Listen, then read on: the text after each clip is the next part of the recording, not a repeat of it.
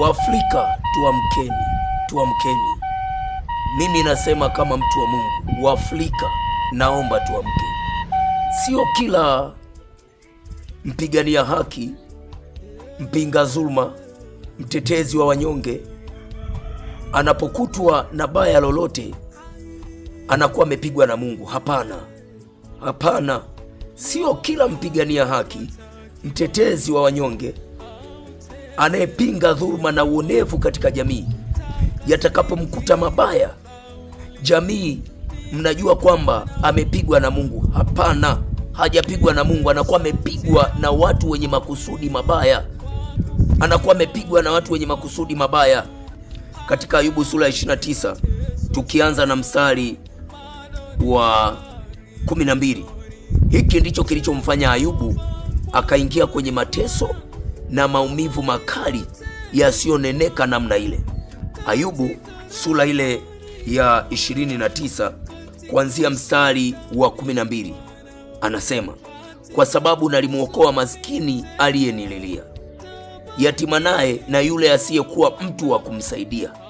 Ayubu alikuwa na tabia ya kwanza kuwatetea maskini, kuwatetea wanaoonewa, wale wasio na mtu wa kumsaidia. Kwa alikuwa na dili na matatizo katika jamii yake. Ayubu, hicho ndicho kilichomfanya akaingia kwenye hatari. Mstari wa 16 anasema, nalikuwa baba kwa mhitaji, na dawa ya mtu nisiyemjua naliichunguza. Biblia nyingine inasema kwamba na kesi ya mtu nisiyemjua naliichunguza. Kwa kumbe kilichomfanya Ayubu akaingia kwenye mateso na maumivu makali namna ile ni kwa sababu alikuwa ni mtu wa kuchunguza kesi za watu wasio na hatia. Alikuwa anaingilia kati kesi za watu wanaoonewa, wanaoumizwa. Hicho ndicho kilichomuingiza kwenye mateso na maumivu yale yaliyomkuta Ayubu. Sasa mimi narudi kwenye mada yangu niliyokuambia kwamba sio kila mpigania haki, sio kila mtetezi wa wanyonge, sio kila mpinga dhulma anapokutwa na mabaya inaonekana kwamba amepigwa na Mungu kwa sababu ya kutokusikia kwake, kwa sababu ya kupingana na mamlaka, kwa sababu ya kupambana na mamlaka, kuipinga serikali. Hapana, hapana. Mpigania haki hata siku moja huwa haipingi mamlaka au haipingi serikali. Huwa anapinga watu wabaya walioko kwenye mamlaka, walioko serikalini na ambao hawapo serikalini. Anapinga kile wanachokifanya kibaya. Huyo ndo huwa anapewa majina ya mchochezi, anaharibu amani ya nchi, anavuruga amani ya nchi, ni muhaini kama wakina Tundu Lissu. Tundu Lissu ukimwangalia maelezo yake yote, hata kama wengine mnasema familia yake iko Ubelgiji, lakini ukiangalia ana dhamira ya dhati kupigania haki, kutaka kutufumbua macho na masikio sisi ambao tulikuwa hatujui nini kinachoendelea kwenye katiba ya Tanzania. Alikuwa anadai iwepo tume huru ya haki, tume huru ya uchaguzi iwe ya haki.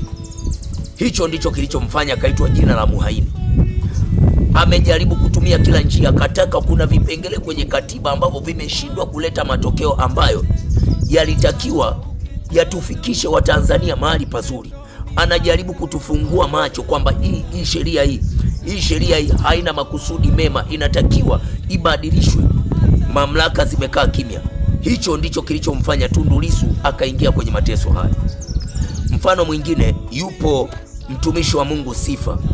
Amepatwa na ugonjwa ambao hakuna mtu ambaye anajua huu ugonjwa umeingiaje. Alikuwa mzima kabisa, alikuwa mzima, lakini tunakuja na shangaa ghafla ameumwa, amepelekwa hospitalini, wanaanza kutaja magonjwa makubwa ambayo hayakuwepo. Ana miaka mingi sana kanisani, hayo magonjwa hatujayasikia. Nini? Ukirudi nyuma unakuja unakuta kabisa kwamba kilichomfanya kaingia kwenye mateso hayo ni kile kitendo cha kupiga kelele, kupinga dhulma, kuwatetea wanaoonewa, kuwatetea wanaotendewa vibaya, wanyonge wasio na mtu wa kuwatetea, wasio na mtu ambaye anaweza kasimama kupaza sauti ili kuwatetea. Hicho ndicho kilichomuingiza Sifa pale. Lakini nikwambie, ugonjwa ule uliompata Sifa, msije mkaanza kutafsiri kishetani mkasema ni ugonjwa wa Mungu, ni mpango wa Mungu. Hapana. Magonjwa mengine kama hayo ni mpango wa wanadamu. Ni mpango wa wanadamu wenye makusudi mabaya ili wamtulize. Kwa wanafanya namna hii dunia hii na teknolojia hii tulionayo. Hii dunia ina mengi. Mtu wa Mungu, nasema wa Afrika tuamkeni.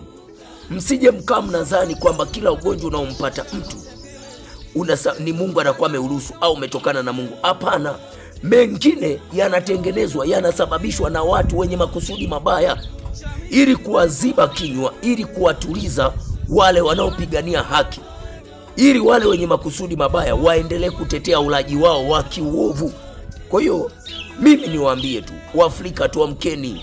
Sio kila mpigania haki, sio kila mtetezi wa wanyonge, sio kila mpinga dhuluma anapokutwa na baya lolote, aidha kufungwa gerezani, aidha kuumwa ugonjwa ambao haueleweki umetoka wapi, akaitwa kwamba ni mtu ambaye amepigwa na Mungu kwa sababu ya kutokusikia, kwa sababu ya utovu wa nidhamu alionao. Hapana, hapana. Soma katika Biblia hii.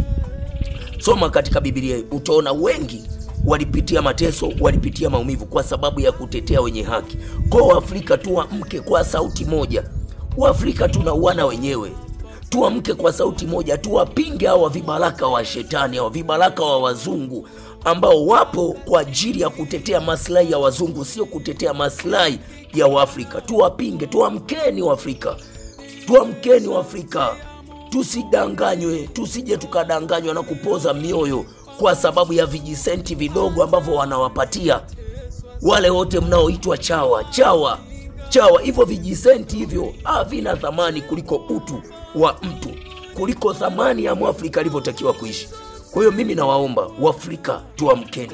Tupinge uovu, tupinge dhuluma hii, tupinge uonevu huu ambao unafanywa na vibaraka hawa wa shetani, vibaraka hawa wa wazungu.